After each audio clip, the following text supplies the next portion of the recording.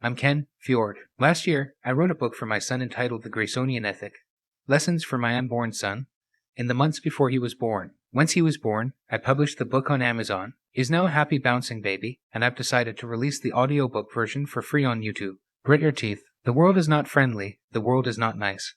The world does not behave in ways that are necessarily going to be the way that you think is fair or right. The world acts by rules that are arbitrary and completely independent of you. It is important to understand this because understanding that the world does not care about you is the first step towards accepting that. My generation is filled with people who see that the world is unfair and have decided to take it upon themselves to change the entire world. The problem is, these people cannot even save themselves.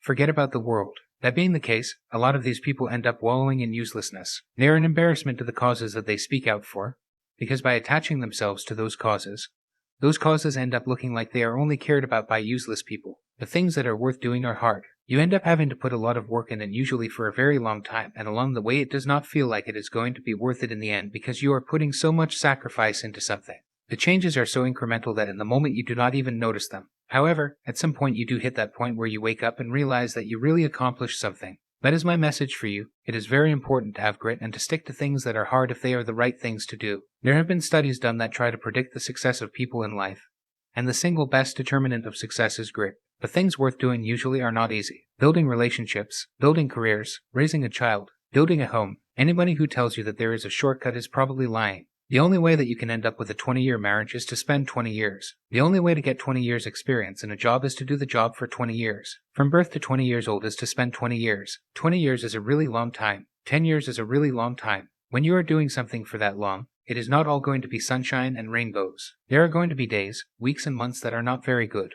Over 20 years you could even have a year or 2 or 3 that are just bad years. The thing is, the only way that you are going to get through those years is by not giving up, gritting your teeth, and making it to the next good time. Deferring gratification is fully opposed to the idea of carpe diem, but it is also the way that you have a better tomorrow. When you are 18 it hardly seems possible that someday you will retire and never work again in your life. But you will hit that someday. The question is what that is going to look like. Deferring gratification can also ultimately feel better along the way, even though you do not think so. Accumulating large amounts of consumer debt feels fantastic when you are doing it. When you are racking up consumer debt you get to buy whatever you want whenever you want to. And during the time that you are doing that you feel invincible, like you can do anything. The problem is that later, you have to not do things that you could have done otherwise because eventually the bill comes due. There is a very simple trick that helps defer gratification and have some grit. That is to understand just how blessed you are. The reality is that if you are reading this, you are in the top fraction of a percent of the people who have ever lived in terms of the quality of your life. I know you might not think that. I know that you might look at the bad things going on in your life, and you might say you do not know me. You do not know how hard I have it.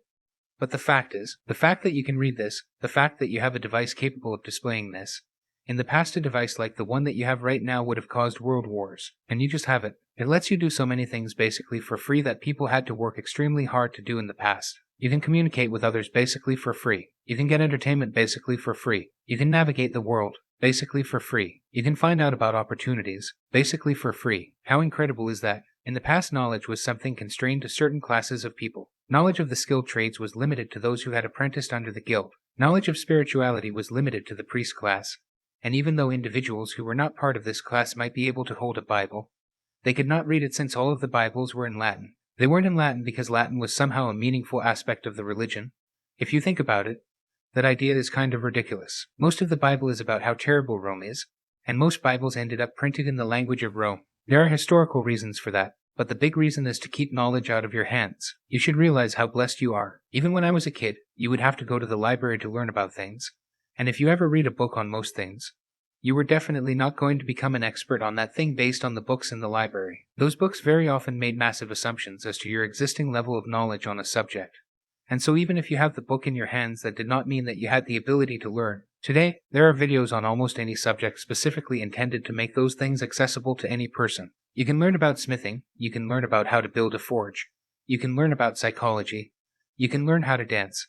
And almost everyone who knows how to program learned most of their skills online. That is incredible, and you should be thankful. Your great-grandfather probably did not have electricity as a kid, and here you are with the accumulated knowledge of the world. Not only that, if you speak to your elders, There are a lot of things that are way better now than they used to be. Within your grandparents' lifetimes, people ate staples like potatoes or rice basically every day. They would have to live on preserves basically all winter because there was no such thing as fresh fruit in January. They would eat meat and potatoes basically every day because that is what was available. Incidentally, if you ever want to know why people were a lot skinnier back then, it is because the food was a lot worse. In a lot of ways, life in the past was also irredeemably boring. People would end up playing the same songs repeatedly on the piano, or the guitar or whatever musical instruments they had. They'd read from the same few books that they could afford, over and over and over again. The concept of mass media the way we think of it today simply did not exist 150 years ago. Facts would have to travel with a person or with a piece of paper.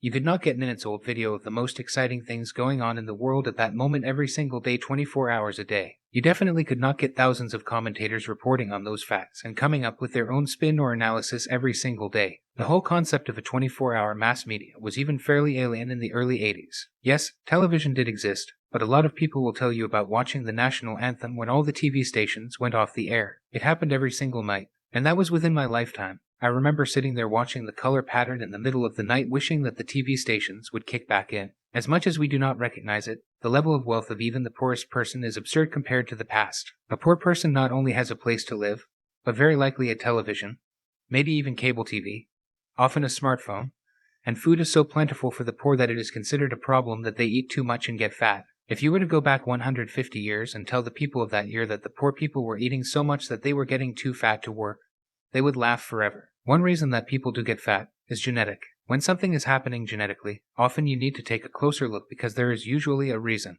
Traits that are completely deleterious are usually bred out within a few generations, so the ones that remain often have a reason. A perfect example is sickle cell anemia. It is not common in most of the world, but it is very common in Africa. The reason that it is so common is that sickle cell traits provide a level of resistance to malaria. So even though the trait is dangerous to those who have it, it remained because the people who got it survived. Do you know why even though being fat is a deleterious thing there are so many fat people? Genetically, because in the past there were massive famines. Forget about not being able to afford the latest iPhone.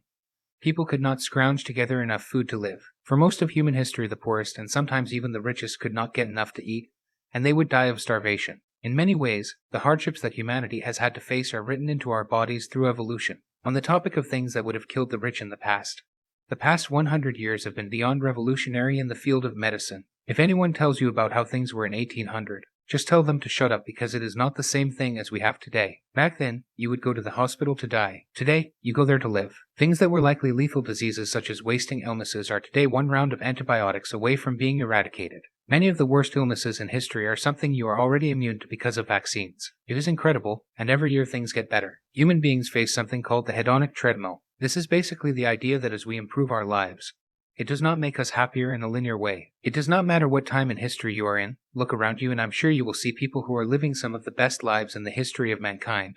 And they are absolutely miserable. That goes for the poor, but it also goes for the mega rich. You see rock stars and the kids of entrepreneurs and they do not know how to live. They are listless, and often this leads to tragedy. You will look at somebody who has every reason in the world to be overwhelmingly happy, and instead they are just not. Just imagine, if this can happen to people who have everything, it'll happen to you. Unless you keep yourself grounded, remember to look around and realize all the things you have to be thankful for every day. I know that things are not always great, but there are things that are going on that may be absolutely terrible. People who just focus on the negative all the time are going to be miserable no matter how good their life gets. I have seen it firsthand. The other thing that I think really helps is human beings require a purpose. People with no reason to live, die. You see it in a lot of places, and people who do not know any better think that the problem is that they just do not have it good enough.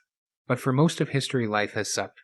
But people found a way to be happy. Life was so much worse than anything anybody alive today could have imagined. Some people today live in fear of a fairly unlikely crime being committed against them. For most of history, there was a very real chance of being eaten by a predator, or dying of a disease randomly, or of dying in childbirth. Throughout history, death was the main export of humanity. Despite all that death and all that suffering, people found a way to keep moving forward. I think a little bit of it has always been the fact that if you work hard and play your cards right, tomorrow can be better than yesterday. When things are looking bad, that does not mean it is time to give up. It means it is time to get excited, that you have an opportunity to make things better. One warning on that, there are a lot of people who are miserable and think that what they need to do is go out and change the world. All that is going to do is make you more miserable because you cannot save the world until you can save yourself. The first step is always to try to improve your own life, and once you have done that, try to improve the lives of the people around you. And maybe if you are tremendously successful, you might have a once-in-a-generation opportunity to save the world. That is not where you start though. I find that, when working, people lose their grit after some time with an employer. Union jobs are particularly prone to this because people are constantly being told they deserve this,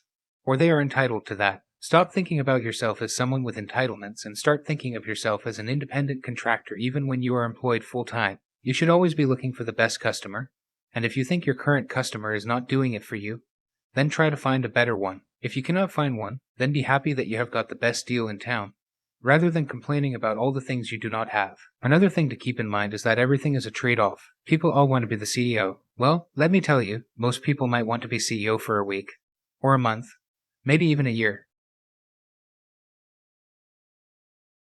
There is no work-life balance when you are a CEO. You are on call all the time. You might have to go from sleeping in bed to a plane to nowhere to discuss some stupid little thing at any time of the day or night. And your workday is regimented by the minute because you are constantly having to sit in on everything. You constantly have to watch every word you say because people are constantly trying to glean meaning out of every syllable.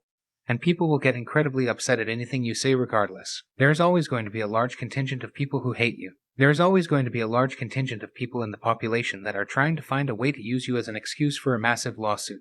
There are always going to be people in power and government trying to find a reason to make your job harder. The money is nice, but is that really what you want your life to be for decades? Different places do different things in different ways too. For example, most union jobs are substantially lower paid than their non-union counterparts, unless you do not bring much to the table. Janitors and union jobs do fantastic, but tradesmen and engineers not so much. On the other hand, union jobs bring with them a whole bunch of weird entitlements in the sense of they are entitled by the contract to have that thing. Whereas one skilled worker might be required for a job at a non-union facility. You might need half a dozen skilled workers to complete the same job in the same amount of time because you cannot let anybody step on anybody else's toes and do someone else's job. People working for big companies and people working for small companies. Both, I think, look at the other and assume that the grass is greener. The smaller companies are much more agile, whereas the larger companies are flush with resources. Compared to a smaller company, a larger company may spend unimaginable amounts of resources on frivolous things even while they are spinning down the drain. Both sets of people probably would feel just as repressed in the other's place. The company with unimaginable resources is trapped in a plotting structure that won't let you steer very easily, and the company with unimaginable agility is trapped without the sort of resources that would really let them take advantage of that agility. Not every job is perfect for every person. Everyone is different in how they can sustain different sacrifices. And so what's great for you might be terrible for me. That difference in what is tolerable is important. If everyone wanted the exact same thing, then there'd be one job and everyone would want it. Outside of work, the concept of privilege has been turned into something that it really is not. Fact of the matter is, everyone has some kind of privilege. There is poor privilege and rich privilege. There is black privilege, white privilege, Latino privilege, and Asian privilege. And within all of those, every nationality, every province, every city has their specific privilege for their specific situation. The more of these things you get to be, the more you realize that everything has its trade-offs. The key point here being, nobody has a monopoly on it. Certain people who want to reduce the amount of grit in the world go around acting as if one group has a monopoly on privilege, and they turn that word into a racial epithet, pretending that it is couched in sciences and academia. You know, they used to do the exact same thing to black people. Go back 100 years, you will find all kinds of scientific-sounding reasons why blacks were inferior to whites. In fact, head on to the darker parts of the internet, and you will find the exact same thing today. Anybody who is telling you that anybody is going to grow up without challenges is selling you something. Anybody who tells you that anybody is going to grow up without some unique advantages is also selling something. I'm not saying it is totally equal. I'm just saying that it is not totally lopsided, with one group having a monopoly on advantages and another group having a monopoly on disadvantages. Instead of dwelling on why you are better than someone else or why someone else is better than you, be thankful for the advantages that you have and move on with your life. Finally, remember at every moment in your life that this moment will end and soon another will start. If things are great right now, just remember that tomorrow is another day, and maybe the things that are making you happy today will change. And if things are terrible right now, just remember that tomorrow is another day, and maybe the things that are making you unhappy will change, particularly if you are actively working to change them. Making your way through the hardest times in your life is the defining factor between those who find success in their lives and those who do not. A lot of people give up. They blame the world. They do not want to put the time in. They are not grateful for the good things in their lives. They do not recognize how bad things could be. They forget the hedonic treadmill. They start to count their entitlements. They forget that everything is a trade-off. They start to count all of the good things that have happened to other people and all the bad things that have happened to them, and they give up. They do not give up because it is the correct tactical decision in a long-term strategy. They give up because it is easier in the moment, so they fail, and they blame everybody else. In the end, giving excuses instead of effort, they are miserable, or the person who kept working has something and they are much happier for it. Thanks for listening to this chapter of the Graysonian ethic, Lessons for My Unborn Son. If you like the book and would like a physical copy or an electronic copy, please look it up.